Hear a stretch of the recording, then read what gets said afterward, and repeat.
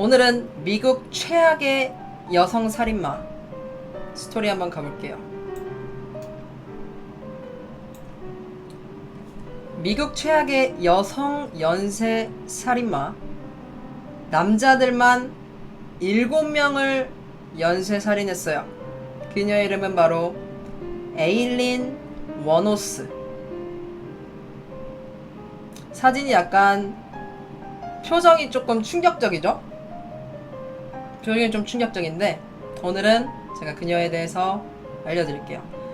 이 에일린 워노스는요, 1989년부터 1990년까지 미국 플로리다에서 7명의 남성들을 살해를 해요. 사람들은 이 여자가 남혐이 아니냐, 남자를 혐오하는 게 아니냐 라고 생각을 할 수가 있는데, 이 에일린의 삶을 들여다보면 그녀는 남혐을 하는 한 또라이가 아니라 어떤 기구한 운명의 여인이 아닐까 하는 생각까지 들어요. 그녀의 어린 시절을 먼저 살펴볼게요.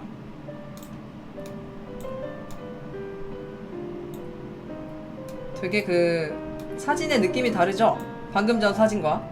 그녀는 어렸을 때, 이게 그녀가 어렸을 때의 모습이고요.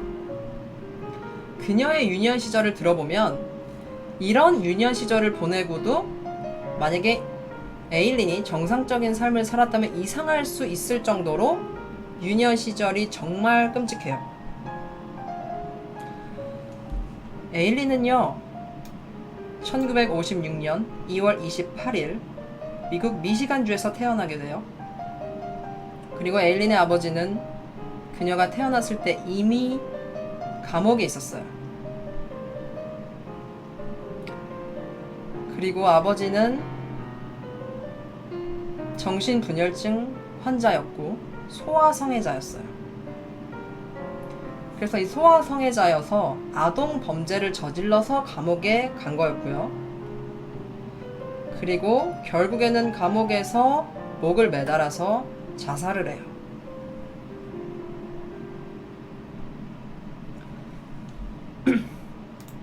그리고 에일린의 어머니는 에일린을 낳았을 때가 16살이었어요. 상당히 어린 나이에 이 에일린을 낳았던 거고, 그리고 태어나기 2달 전에 이미 부모님은 이혼을 한 상태였어요. 그리고 에일린이 태어나서 6개월쯤 지나서 어머니는 자식들을 버리고 가출을 해요.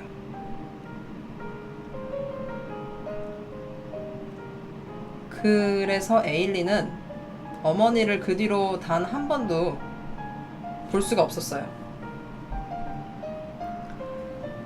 그래서 그때부터 엄마도 없고 아빠도 없으니까 에일린은 외조부모의 손에서 자라게 되는데, 에일린의 외할아버지는 알코올 중독자였어요. 그래서 술을 먹고 와서 에일린이 7살 때부터 성폭행을 당해요. 할아버지한테, 친할아버지한테 성폭행을 당해요. 그리고 구타를 일삼아요.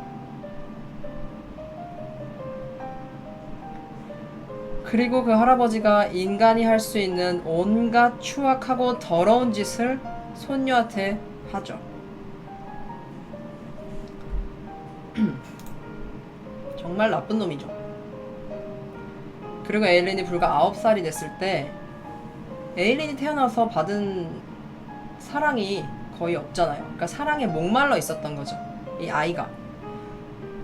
그래서 어떻게 사랑을 막 갈구를 하다가 에일린은 결국에 동네 남자들과 성관계를 하는데 구강성교를 하고, 자기가 이제 벗어가지고 자기 몸을 막 보여주고 본인의 나체를 보여주고 9살 때부터 그렇게 했다 그래요. 그 전부터 7살 정도부터는 이제 성폭행을 할아버지한테 계속 당했고, 그래서 내가 이런 식으로 나체를 보여주고 뭔가 이제 성적으로 해주면 그 남자들이 나를 사랑하겠지, 이런 기대에 에일린이 그런 행동을 한 건데, 근데 남자들은 그녀와 성관계를 가진 다음에 더욱 그녀를 학대를 하고 때리고, 그래서 에일린은 깨달은 거지. 내가 아무리 이렇게 성적으로 뭔가를 해준다고 해도 나를 사랑하진 않는구나. 그래서 거기서 이제 깨달으면서 사회에 대한 반감이 막 커지는 거예요. 아무도 이 에일린이라는 여자아이를 사랑으로 돌봐주지 않았어요. 그러니까 얼마나 외로웠겠어요. 아이가. 부모님도 안 계시고 할아버지 손에서 키우는데 성폭행을 당하고 구타를 당하고 정상적으로 크기가 힘들었겠지. 그리고 이제 에일린이 11살이 됐는데 상당히 어린 나이예요. 생각을 해보면 초등학생이잖아요. 그녀는 담배를 이미 시작을 했었고 마약을 하기 시작하고, 그리고 집에서 음식을 잘 안 주니까 음식이 필요했어요. 그래서 돈이 필요하니까 그것들을 구하려면 다 돈이 있어야 되잖아요. 돈이 필요한데 너무 어려서 아무도 이 아이에게 일을 주지 않아요. 그래서 뭘 했냐면 성매매를 시작해요. 너무 안타깝죠. 성매매 일을 시작하고, 그리고 그녀가 14살이 되던 때 할아버지에게 성폭행을 당한 것도 부족해서 할아버지의 친구까지 이 에일린에게 성폭행을 해요. 근데 되게 비극적으로 그때 임신을 하게 돼요.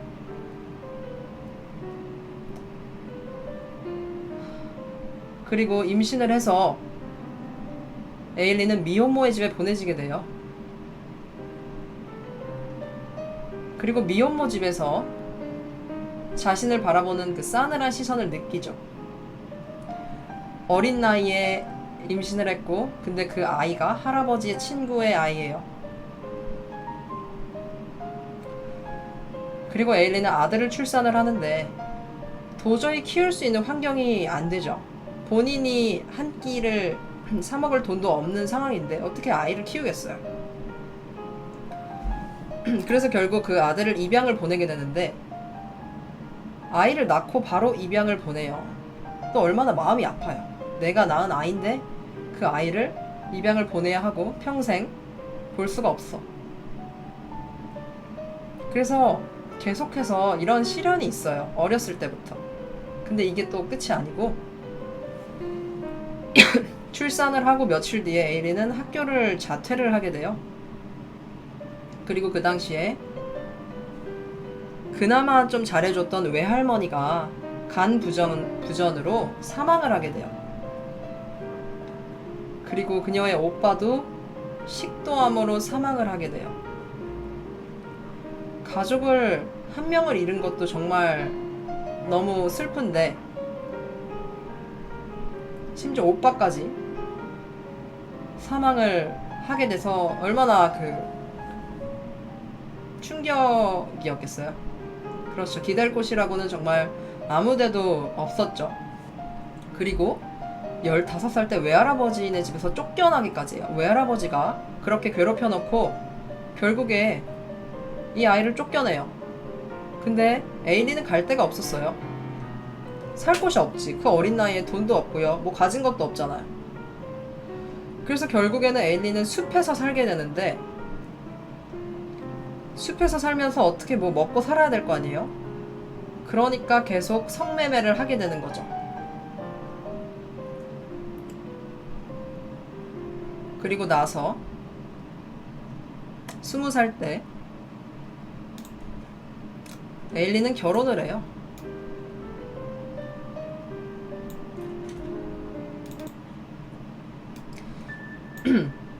결혼을 하는데 이게 에일린의 남편이었던 사람이고요.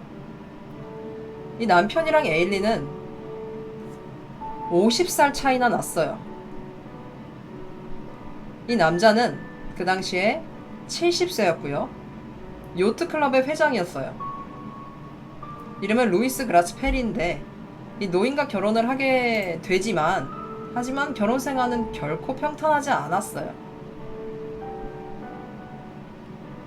그래서 결혼한 지 한 달도 안 돼서 이혼을 당해요. 하루는 에일린이 남편을 폭행을 했다 그래요. 그리고 동네에서 에일린이 어떤 바에서 동네 바에 갔는데, 술 마시는 바에 갔는데 바텐더에게 당구공을 던져가지고 중상을 입혀서 폭행죄로 감옥에 가게 된다 그래요. 남편도 폭행을 하고 그리고 바텐더도 폭행을 해서 그걸로 이제 감옥에 가게 되고 이혼을 당하죠. 한 달 만에. 결혼한 지 한 달 만에. 그래서 그때 그녀는 삶이 너무 힘들어서 자살을 시도를 해요. 하지만 자살 시도가 실패를 했고요. 교도소 생활을 1년을 하게 돼요. 그때 에일린은 이 사회가 너무 싫고 너무 끔찍하게 외로웠다 그래요. 그리고 이때부터 남성에 대한 분노가 생겼다고 해요. 그 뒤로도 10년간 에일린은 무장 강도, 위조 수표, 수많은 절도 행위들, 재판을 이렇게 가서 이렇게 어지럽혔다 그래요. 재판 방해 등 많은 위법 행위를 저질렀다고 하네요. 그리고 그녀가 24살이 되던 때 어떤 게이 바를 가게 돼요.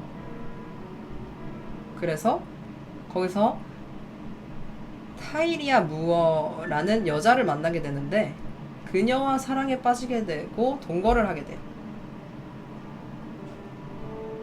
그리고 이 여자친구의 사진을 보여드리면 이분이 이제 여자친구인데 전 여자친구죠. 무어예요. 게이바에서 만났다 그래요. 이 무어가 에일린한테 정말 잘해줬대요. 정말 잘해주고 에일린은 진짜 이 여자랑 사랑에 빠진 거죠. 그래서 이 무어가 자기를 떠날까봐 너무 이제 불안하니까 매춘을 막 하기 시작해요. 자기가 이제 돈을 벌 수 있는 방법은 이제까지 매춘을 해왔고 다른 기술이 없기 때문에 매춘을 하면서 생활비를 벌어다 줘요. 동거를 했다 그랬죠. 그래서 이제 그녀가 에일린이 사회에 대한 정말 많은 불만을 가지고 있을 때 이 에일린한테 기름을 붓는 사건이 발생을 해요.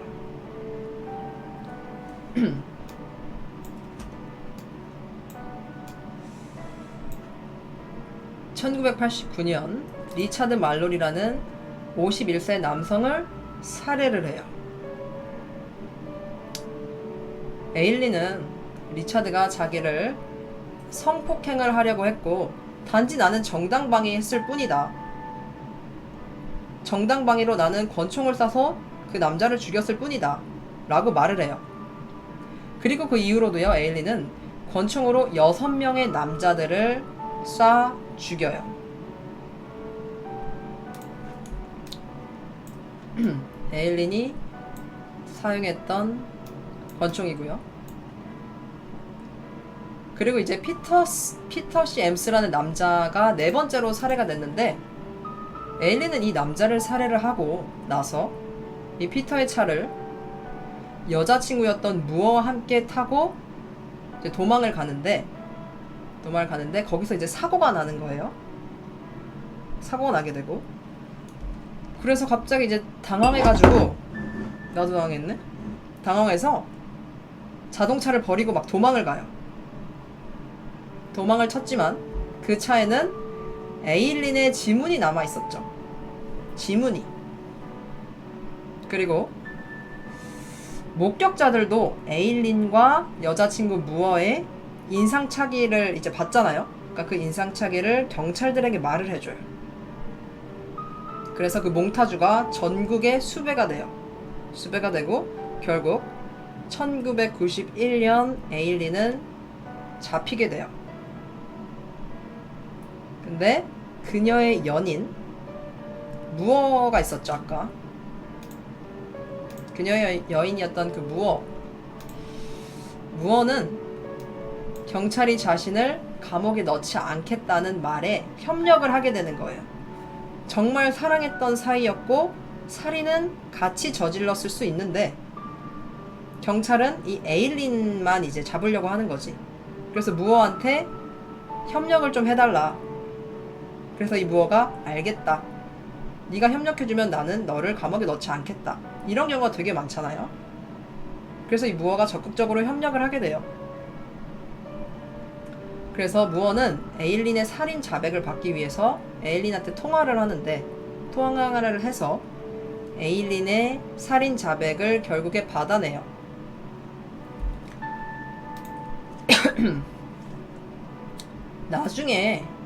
나중에 밝혀진 이야기로는 거기에 그 사건을 담당했던 경관이 있었어요.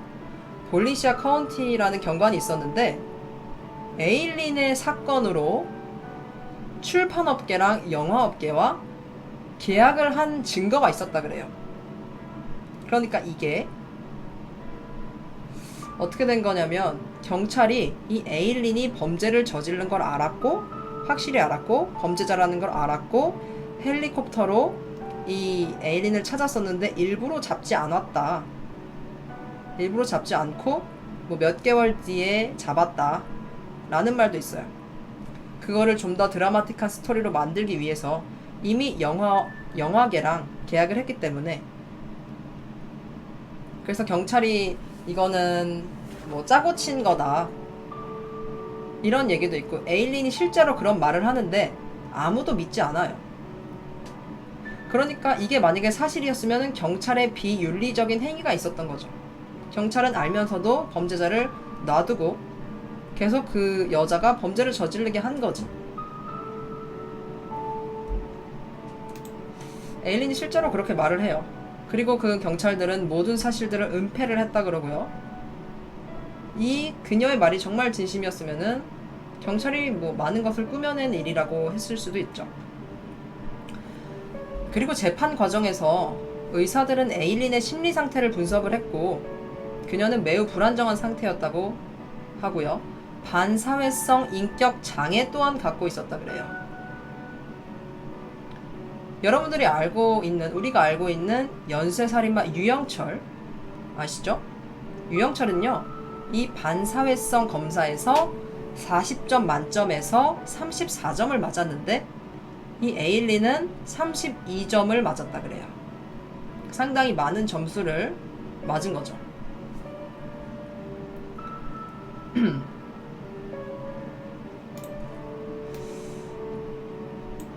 그리고 이게 이제 희생자들인데요. 그녀가 7명의 남자들을 살해했는데 이 7명의 남자들입니다. 에일린의 첫 번째 희생자인 리차드 말로리, 맨 왼쪽 위에 있는 사람이 리차드 말로리인데 이 살인에 대해서 에일린은 리차드가 자신을 강간을 했고 나는 거기에 대한 정당방위로 리차드를 죽인 것뿐이다 라고 이제 말을 하는데 그리고 나머지 6명의 희생자들도 자신을 강간하려고 했고 강간을 했으며 역시 마찬가지로 자신은 정당방위로 살인을 했다라고 주장을 해요. 그런데 갑자기 에일린이 첫 번째 희생자인 말로리 이외에는 강간을 하지는 않았고 그냥 시도만 했다고 자기의 주장을 번복을 하는 거죠. 그러니까 여자도 좀 헷갈리는 걸 수도 있고 아니면 사실이 아닌 거를 얘기하려다 보니까 확실하지 않은 거지. 그럴 수도 있죠. 그러니까 말의 앞뒤가 안 맞는 거지. 그리고 피고 측에서 알아본 결과 실제로 리차드 말로리는 성범죄 전과가 있었고 그래서 이제 뭐 재판도 몇 번 받았다 그래요. 그리고 그 에일린의 변호사 측이 판사님한테 증거를 제출을 했는데 판사가 증거를 받지 않았어요. 왜냐? 증거를 니네가 늦게 제출했기 때문에 이 증거는 쓰일 수 없다. 뭔가 이상한 이유로 어떤 증거도 인정하지 않았어요. 판사가 이 에일린 변호사 측. 그리고 에일리는요, 총 7번의 재판을 받죠. 왜냐? 7명을 죽였으니까. 그리고 시체가 발견되지 않은 피터 시엠스 이외에 나머지 6명의 남성들을 죽인 죄로 총 6번의 사형 선고를 받아요. 그리고 10년간 이 에일리는 감옥에서 복역을 하게 되고요. 결국에 2002년에 약물 주사를 맞고 사형을 당해요.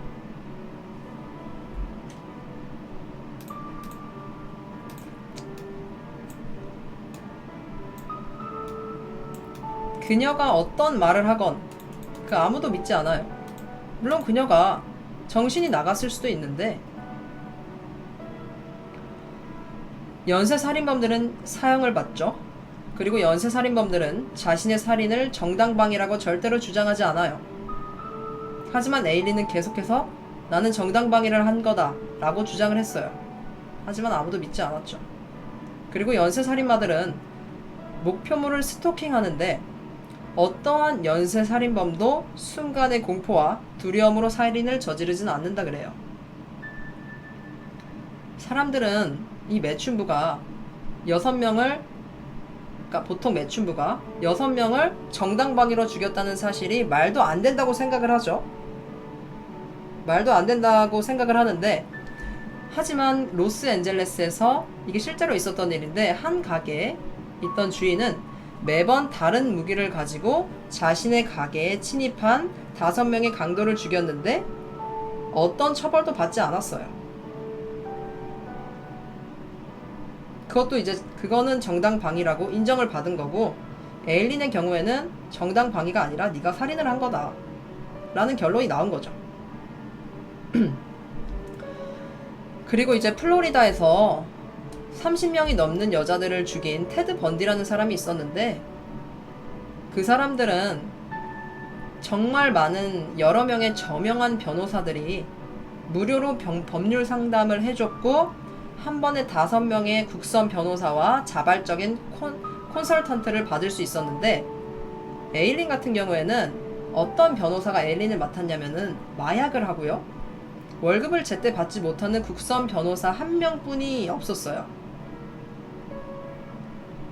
그래서 같은 범죄자여도 너무나 차별을 받은 거죠.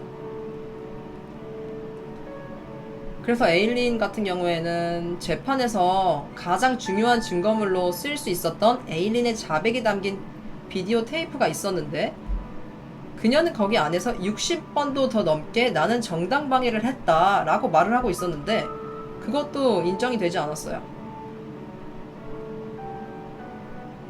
다른 정당방위에 언급이 없는 어떤 이상한 테이프이 증거로 제출이 됐고, 그리고 에일린의 개인 변호사였던 스티븐 글레이저 같은 경우에 에일린한테 어떤 정보도 주지 않았고, 그냥 5건의 살인에 있어서는 더 이상 싸우지 말라고 독촉을 해요.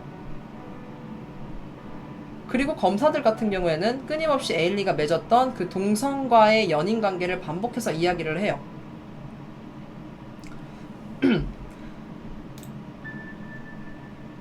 남성 우월주의와 동성애와 매춘부를 싫어하는 편견이 에일리를 죽음으로 몰고 갔을 거라고 이런 식으로 계속 검사가 말을 해요. 그리고 이제 이 에일린 같은 경우에 불우한 어린 시절과 삶에 대한 동정 여론이 막 일게 되면서 2편의 다큐멘터리가 제작이 되고 1편의 영화가 제작이 돼요. 영화 같은 경우에 샤를리즈 테론이 이 에일린의 역할을 맡는데 정말 되게 비슷하게 나와요. 싱크로율이 정말 높고, 그리고 이 여배우도 아버지가 알코올 중독자였고 학대를 상당히 많이 당했다 그래요.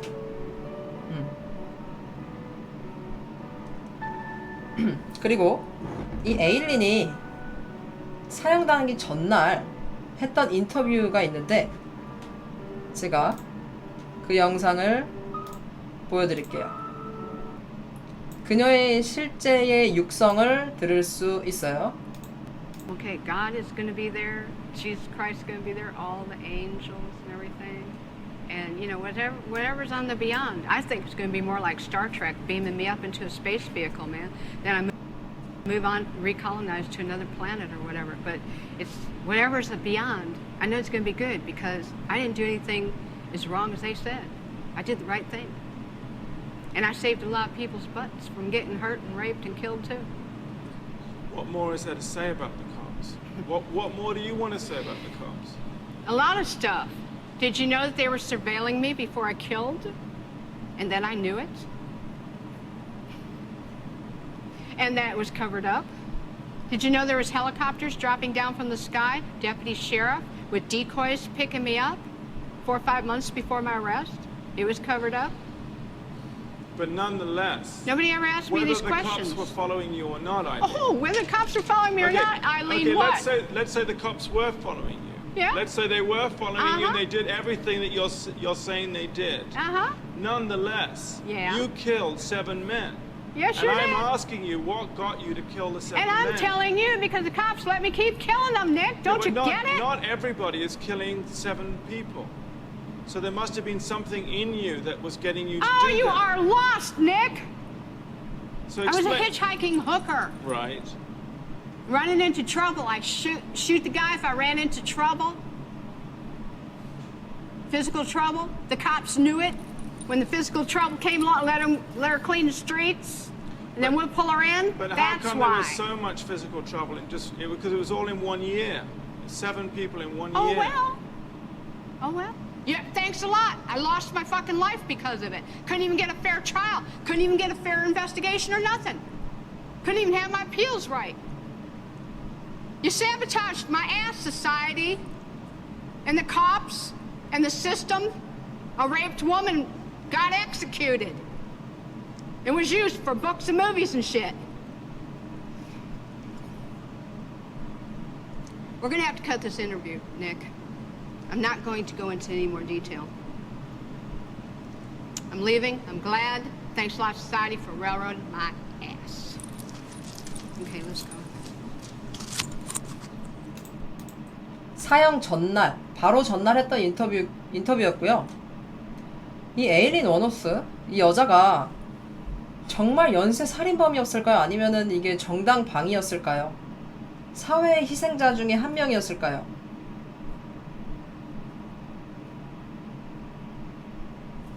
그 에일린 워노스의 스토리가 정말 영화로 만들어졌어요. 궁금하신 분들은 영화 몬스터를 찾아보시면 그게 나오고요. 아까 보여드렸던 이 사진 몬스터라는 영화가 실제로 나왔고, 이 여자 배우가 실제 인물이랑 되게 비슷해서 싱크로율이 상당히 높다고 하고요. 그래서 오늘은 에일린 워노스를 여러분들께 소개를 해드렸습니다.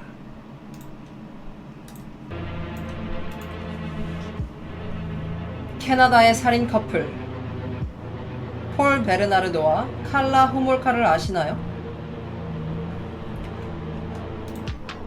이 두 커플은요, 상당히 잘생긴 청년과 폴, 금발의 미인 칼라. 사람들이 마치 켄과 바비 인형 같다고 얘기를 했고요. 연쇄 살인마들이에요. 근데 연쇄 살인마들 치고는 상당히 인기가 많았어요. 너무 이제 수려한 외모 때문에. 이 킬러 커플들이 보여줬던 성적 타락의 수준은 상상을 뛰어넘어요. 특히 남자 폴은요, 그 외모와 직업도 사회적으로 상당히 괜찮은 직업이었고, 그래서 살인을 저지른 후에도 연쇄살인마인 게 세상에 드러났는데도 상당히 지지를 받아요. 하지만 그 이면에는 악마 같은 본성과 타락한 인성이 숨어 있었죠.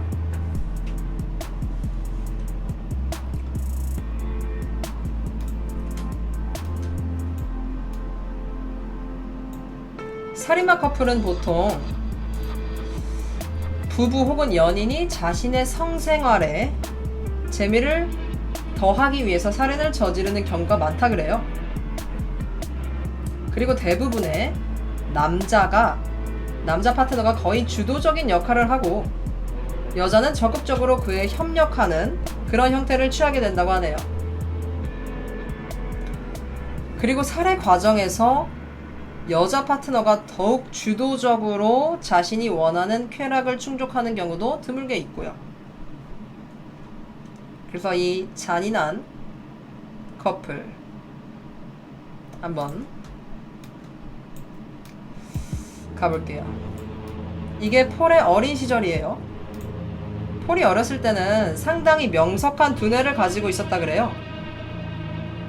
그리고 주위 사람들이 했던 말에 의하면 항상 미소를 짓는 소년이었고 상당히 귀여웠고 예쁜 보조개를 가지고 있고 상냥하기까지 하고 보이스카웃이었는데 그 유니폼을 입은 모습은 너무나 사랑스러웠다고 하네요. 그리고 이 폴은 말도 상당히 잘해서 카운셀러로 일도 했고 상당히 인기 있는 카운셀러였다고 하고요. 그리고 학교에서도 아이들에게 인기가 상당히 많았고 여자애들도 흠모하는 아이들이 상당히 많았다 그래요. 이 폴을. 그리고 폴이 고등학교 때 데이트를 하던 소녀들에게 물어보니까 어떻게 기억을 하냐면 이 폴을 상당히 사려 깊고 마음씨 좋은 애인으로 기억을 하고 있다고 해요. 여기까지는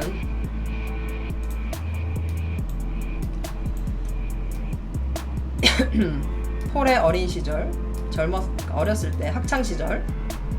그리고 폴이 16살이 되었을 때 그는 어머니랑 상당히 자주 다투게 되는데 엄마는 항상 아들한테 이런 말을 해요. 너는 정말 나쁜 새끼다. 이런 상당히 비하하는 말을 많이 해요. 그래서 폴은 그런 영향으로 상당히 파괴적으로 변하게 되고 엄마를 상당히 무시하고 빈정거려요. 엄마를 뭐라고 부르냐면 야 이 군뱅이야, 야 이 창녀야 이렇게 말을 거침없이 불렀다 그러고 그때부터 부모님을 미워하게 되고 동네 좀도둑들이랑 어울리는 거죠. 어울리면서 얘가 상당히 거칠어지고 그리고 여성에 대한 태도는 극단적으로 나쁘게 변해가요. 그래서 이 폴은 다른 연쇄살인범들과 비슷하게 상당히 참혹한 가정 환경 속에서 자라게 되는데 이 폴의 아버지는요 소아 성애자였어요. 그래서 그의 딸을 강간해요. 그리고 어머니는 극심한 비만으로 외출 자체를 아예 하지 않고 상당히 어둡고 습기가 찬 곳에서만 살고 싶어 해요. 그래서 상당히 심한 우울증이 있었고 지하실에서 은둔하면서 절대 밖을 나오지 않아요. 그래서 이 폴은 전형적인 사이코패스로 성장을 하게 돼요.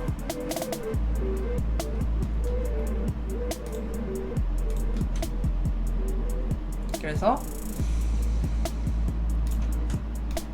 이 폴이 컸을 때 눈이 파란색이네요. 이 폴은요 사회에서 회계사로 성공을 하게 돼요. 돈도 많이 벌고 명예도 얻죠. 하지만 실제로는 밤에 작물이나 마리화나를 팔아서 돈을 더 많이 벌었어요.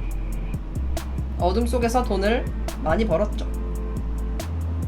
그리고 폴은 밀수나 마약, 밀매 그리고 난폭한 학문 선교, 학문 강간을 일삼게 돼요.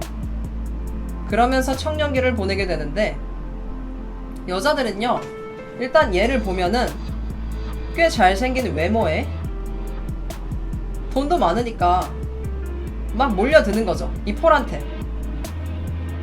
그리고 겉보기에는 또 상당히 매력적이고 정상적인 것 같아 보이는데 이 남자의 안에 있는 어떤 본성이라든지 이런 것들이 상당히 사악한 거고 양심이라고는 눈꼽만큼도 없는 그런 사람이었어요. 그리고 돈에 대한 욕망도 상당히 넘쳐나서 대학에 다니면서 훔친 물건을 막 물건을 훔쳐가지고 그거를 팔아서 상당히 또 많은 돈을 벌어서 또 자신에 대한 돈에 대한 욕망을 채우기도 했고,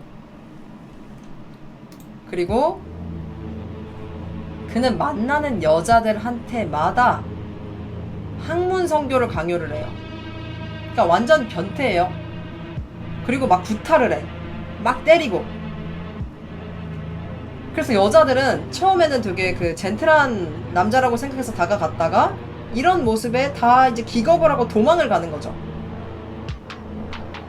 그래서 그의 이 폴의 성적 판타지가 상당히 어두운 쪽으로 발전을 해 나가고, 그리고 그게 뭐냐면은 아주 강렬한 애널 섹스. 이게 바로 그가 항상 원하던 거였죠.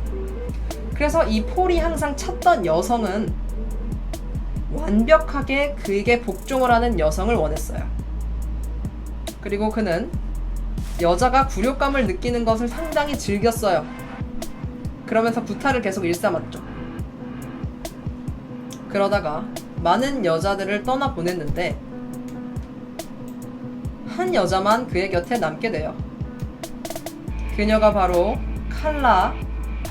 칼라인데 칼라 호몰카. 1987년 10월에 그들은 만나게 되고요. 이 폴이 칼라를 만났을 때 이제까지 만났던 여자랑 너무 다른 거예요. 그리고 이 칼라는 폴한테 당신은 강간범이고 나는 그게 너무 좋고 그거를 계속해서 더 했으면 좋겠다 라고 말을 해요. 그거를 막 부추기는 거지. 그러니까 이 여자도 완전 사이코패스끼리 만난 거예요. 그래서 그들의 엽기적인 변태 행위로 그들의 사랑은 깊어져만 가요. 끼리끼리 만난 거죠. 그리고 폴은 거리의 여자들은 마구마구 강간하기 시작해요.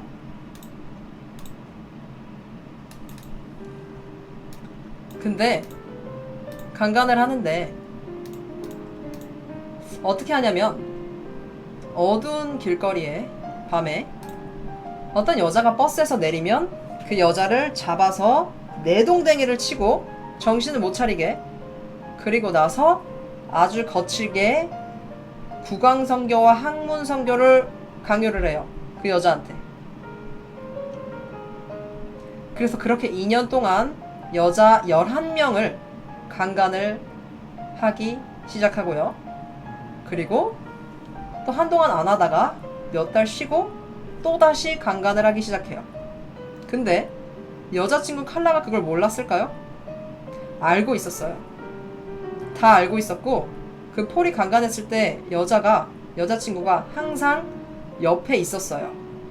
옆에서 어떻게 했냐면 비디오 카메라를 가지고 와서 항상 찍었어요. 그 장면을, 남자친구가 다른 여자를 강간하는 장면을 찍고 그들은 그걸 상당히 즐겼어요. 미쳤죠. 그래서 그 강간을 당했던 여자들 중에 그거를 기억하는 여자들도 있었어요. 아니, 내가 강간을 당하고 있는 동안에 어떤 여자가 카메라를 들고 와서 나를 찍었다. 근데 경찰은 이 여자가 그 말을 한 거는 강간을 당해서 이 여자가 히스테리가 생긴 거다 라고 결론을 짓고 좀 무시를 한 거지. 그래서 결국 경찰은 이 강간범을 잡지 못해요. 여자들의 그 증언에 따르면 수염이 상당히 깔끔하게 깎여 있었고 상당히 잘생긴 외모를 가지고 있었다 정도만 기억을 하고, 그래서 그 이후로 이 폴이 잡히지 않죠. 그래서 이 칼라 같은 경우에 어린 시절의 사진인데요. 그녀는 이 폴을 만나기 전에도 이미 도덕심이라고는 전혀 없는 사이코패스였어요. 그리고 폴은 칼라가 스스로 자신의 몸을 애무하는 모습을 찍는 거를, 비디오에 담는 거를 상당히 즐겼다 그래요.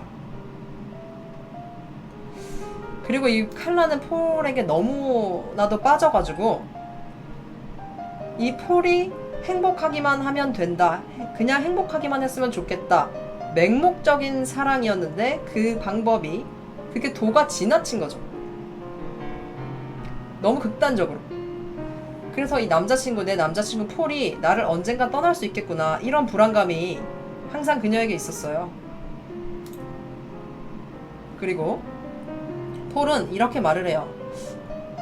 이제 나는 어린 아이가 있었으면 좋겠고 그 여자아이를 강간을 한번 해보고 싶어. 이렇게 말을 하니까 칼라가 또 남자친구가 원하니까 다 들어주는 거죠. 이 여자는. 이 남자가 원하는 모든 게 그게 어떤 것이 됐던지 간에 다 들어줘요. 그래서 결국 어떤 선택을 하냐면 정말 어린 소녀를 데려와요. 그러니까 이 폴 같은 경우에는 일반적인 성행위의 건태를 느끼고 결국에 칼라는 정말 넘지 말아야 할 선을 넘어요. 누구를 데려오냐면 자기의 여동생, 친여동생이었던 태미를, 이름이 태미였는데 태미를 데리고 와요. 칼라는 그때 당시에 동물병원에서 일을 하고 있었는데 그때 동물병원에 있던 진정제를 훔쳤고요. 1990년 12월 23일 친여동생을 크리스마스를 기념하는 저녁 식사에 초대를 해요. 23일이니까 12월 23일. 그리고 식사를 할 때 음료수에다가 약을 타요.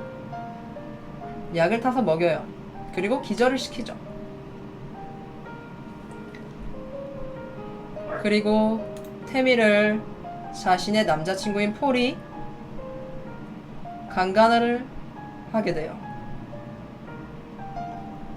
그리고 강간을 하는 동안 칼라는 진정제에 적신 천으로 여동생 얼굴을 덮어요.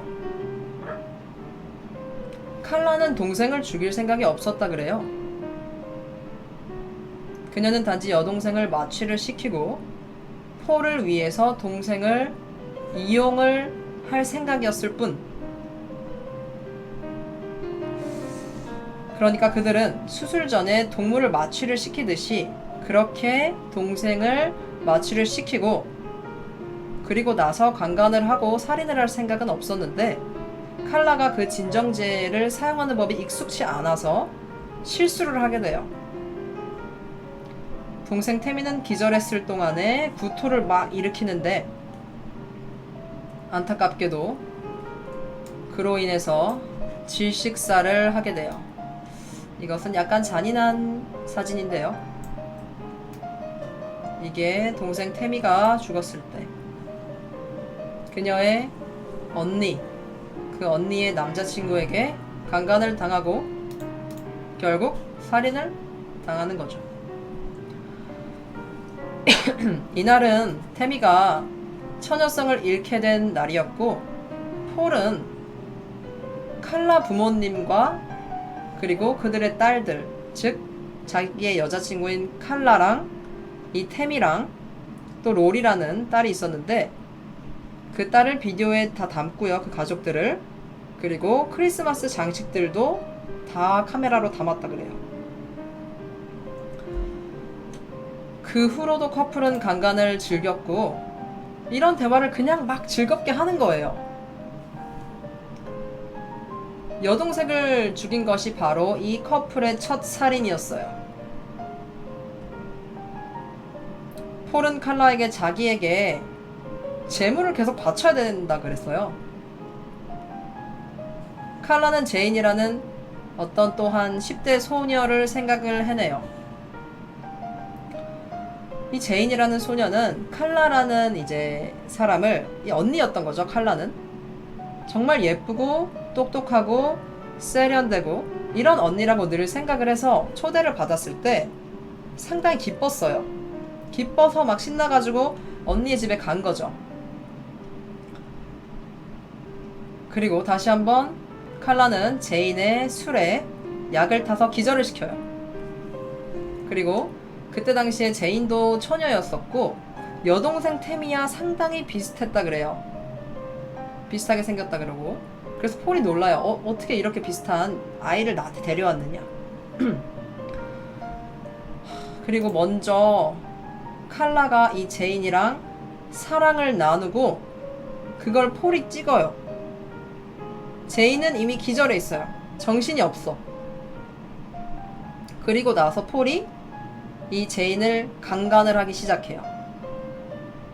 그러면 이제 또 칼라가 그걸 찍는 거죠. 이 약이 너무 세가지고 제인은 강간을 당하고 고문을 막 당하는 동안 깨어나지를 못해요. 그리고 이 커플은 그 소녀의 피를 깨끗하게 치우고요. 제인은 정신이 들었을 때 자기가 이제 술을 너무 많이 마셔가지고 좀 쓰러져 있었구나 라고 생각을 하게 되는데 배가 이제 너무 아프고 쓰려가지고 왜 그런지는 전혀 몰랐던 거죠. 그러니까 그들은 완전 범죄를 저지른 거죠.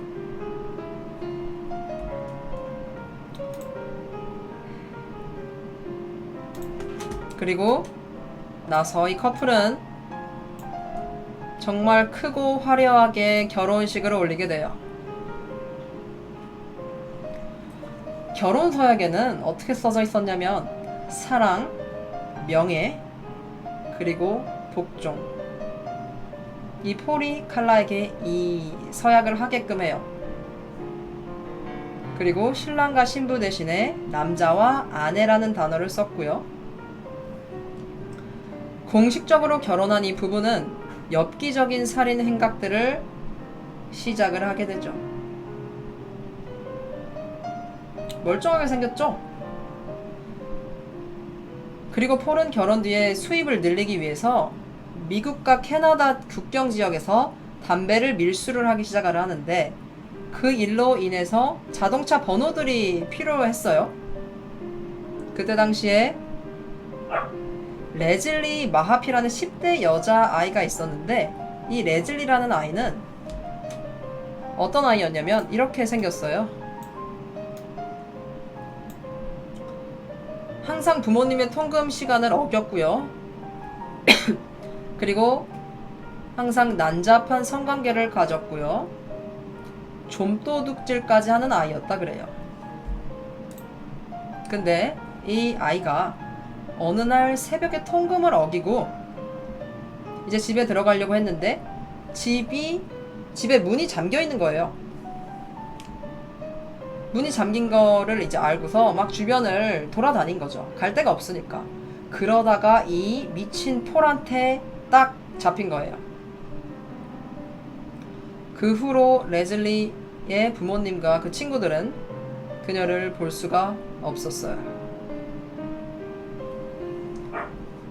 폴은 레즐리를 잡아와서 집으로 데려갔어요. 그리고 폴은 이 레즐리를 자기의 장난감이라고 생각을 해요. 그리고 집에 있던 그의 아내 칼라는 자신의 남편인 폴이 이 레즐리와 어떻게 하면 어떻게 사랑을 나눌지 이런 방법들을 아이디어를 제공을 하고 연출을 해주고 그거를 비디오로 찍어줘요. 이 또 짐승 같은 폴은요 거친 학문 성교를 하고요. 그래서 이 레즐리의 비명 소리는 커져만 갔어요. 레즐리는 의식이 있었고요.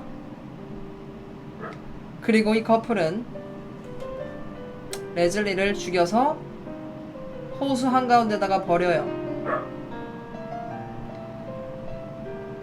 경찰이 그 시체를 발견했을 때는 한 소녀의 반나체의 시체가 강 위로 떠올라 있었고요. 시체는 반신이었어요. 그러니까 시체가 두 동강이 나 있었다는 거죠. 반으로. 그럼 나머지 반은 어디 갔을까요? 나머지 반은 다른 호수에서 발견이 됐다 그래요. 너무 엽기적이죠.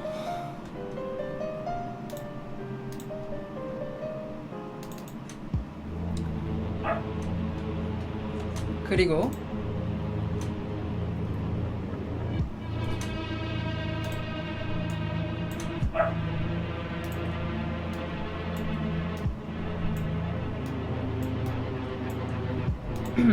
(1991년 4월 16일)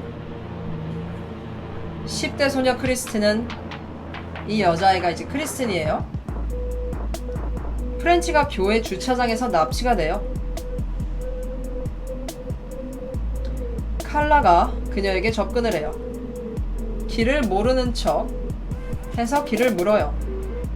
그래서 이 소녀를 유인을 하고 폴은 기다렸다가 칼로 이 크리스틴을 위협을 해서 차로 밀어 넣죠. 피해자의 사진이고요. 근데 이 크리스틴은 그들이 어디를 사는지 알았어요. 그래서 그녀를 살려둘 수 없다고 생각을 했죠. 크리스틴은 그들이 원하는 모든 것들에 대해서 최대한 협조적으로 하겠다 그래요. 그래야지 살 수 있을 것 같았으니까. 그래서 이 커플은 가혹한 행위를 시작해요. 이틀 동안 이 아이를 감금하고요. 변태적이고 추잡한 짓들을 하고 그것을 모두 비디오에 담아요. 하지만 그녀를 죽인 것은 비디오에 담지 않았다 그래요.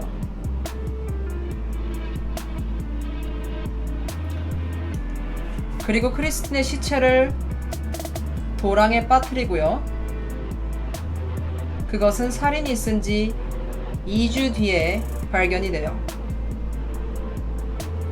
그리고 시체 또한 절단이 돼 있었다고 하고요. 하지만 단서를 경찰은 찾지 못해요. 그래서 범인을 잡지 못해요.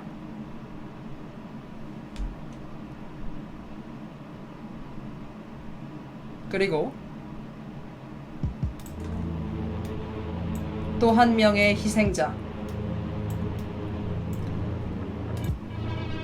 테리 앤더슨.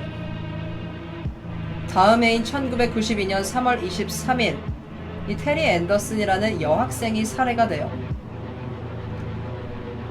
이 테리의 몸을 검사를 했던 검시관의 말에 따르면 술이나 뭔가 그와 흡사한 것들을 마시고 물에서 익사한 거라고 추정이 된다 그러고요. 시체는 6개월 동안 물속에 있어서 그동안에 발견이 되지 않은 거죠. 그래서 뭔가를 발견해내기가 아주 힘들다 그랬어요. 그래서 경찰은 이 테리라는 여학생이 술을 먹고 사고로 물에서 익사를 당했다라고 결론을 내리죠. 하지만 이것도 폴과 칼라 부부의 짓이었죠.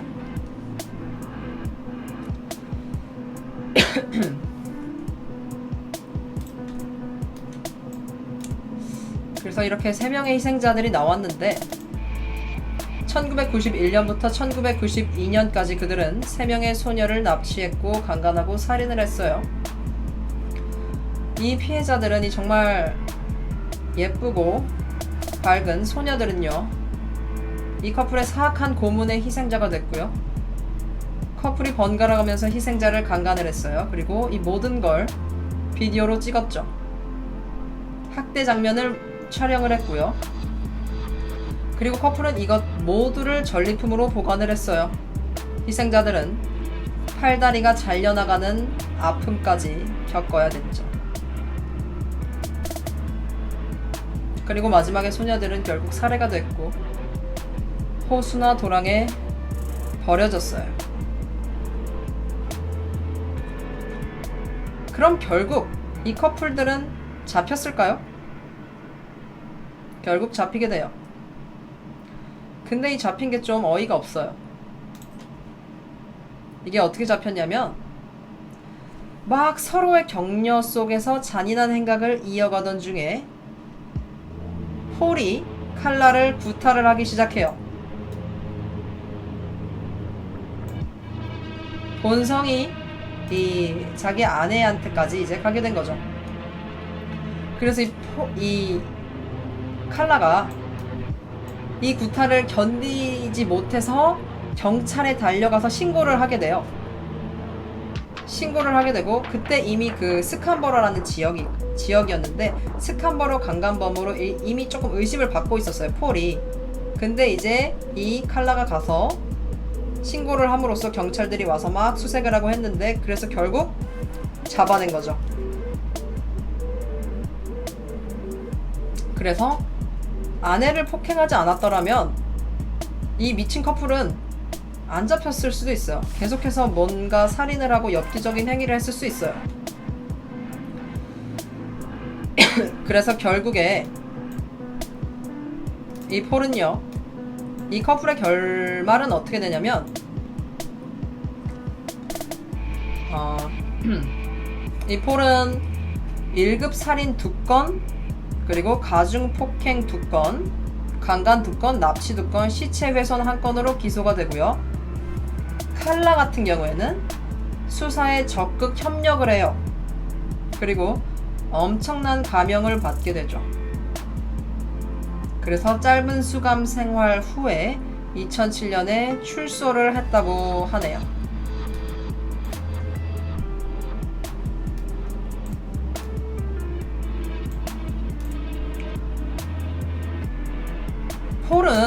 폴 베르나르도는 현재 모든 혐의에 대해서 유죄를 선고를 받았고 종신형에 처해져서 현재까지 수감 중이라 그래요.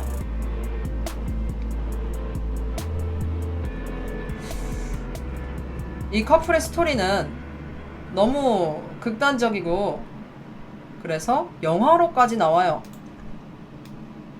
영화 제목은 칼라. 스릴러더라고요.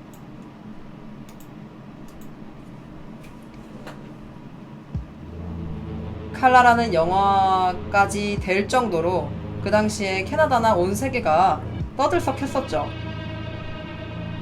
너무나 충격적이지 않나요? 오늘 엽기적인 연쇄살인범 커플 폴과 칼라 여기까지입니다.